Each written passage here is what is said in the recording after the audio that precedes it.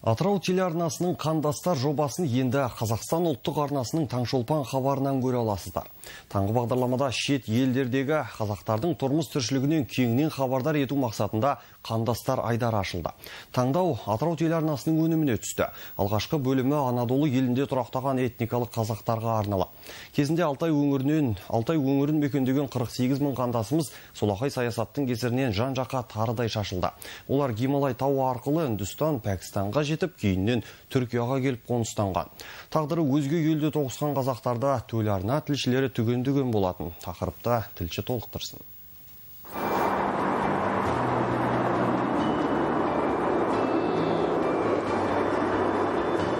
Міне, қазақтардың Түркияға келіп тұрақтағанына 65 жыл. Бізде өткен тарихты түгендеп, келешекті байланыстырмақ мақсатта Анадолы еліне сапарладық. Шақтан түсе сала жұмысқа бел шеше кірісіп кетті. Қазір шығармашылық топ Түркияның солтүстігінде орналасқан Зайтунбұрны ауданына аттанып бара жатырмыз. Қазақтар қоныстанған бұл аудан Ататүрік әуежайынан 10 шақырым жерде, шамамен жарты сағаттай жүреміз. Қош келдің жаным, бауырым, аман келдің бе? Біз Стамбулға келгенде ең алдымен қиын қыстау заманда жат елге үдере көшкен қазақ ұлтының бір ұрпағы Ғайни әжеге келдік. Ол Түркия қазақтары көшінің тарихи куәгерлерінің бірі. Қиын кезеңде небәрі 8 жаста болыпты. Елден еріксіз кетсе де, тілін, қазақтың әдет-ғұрпын, өткен кезеңнің әрбір сәтін жадында сақтапты. 54-тің соңында үйлендім. 54-ші жылдың соңында. Қазақ жігіт, менен 15 жас үлкен еді. Ама мені өте жақсы бақты. Еш бір істеген нәрсем, әр нәрсем hazır болды. Түгімізді жоқ болатын. О да жігіт құсаған менде істедік. Durmadan істедік. Қолғап тіктік, шапка тіктік. Туған жерімді басында қатты сағынып жылап еңіреп сөйтедім. Оның оның бәрі көрдік қой. Көріп, чөліміз қанып. Чара жоқ, қайда жүрсе қазағым аман жүрсін. Қайда жүрсе қазақ бір-бірін ұмытпаймыз ғой.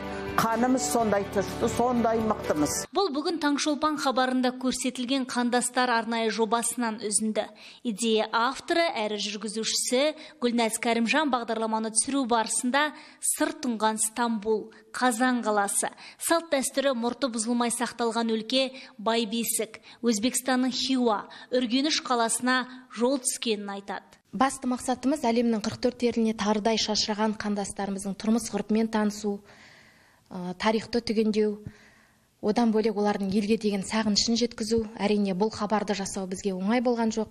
Кәсіпкерлер іздедік. Сапар барысында көргенімізді, ойға түйгенімізді қағазға түсіріп, қандастар кітабын шығару ойымызда бар. Одан бөлек жалпы Азия елдерімен ғана шектеліп қоймай, Европаның басқа да елдеріне сапарлап, қандастарымызды таныстыру мақсатымызда бар.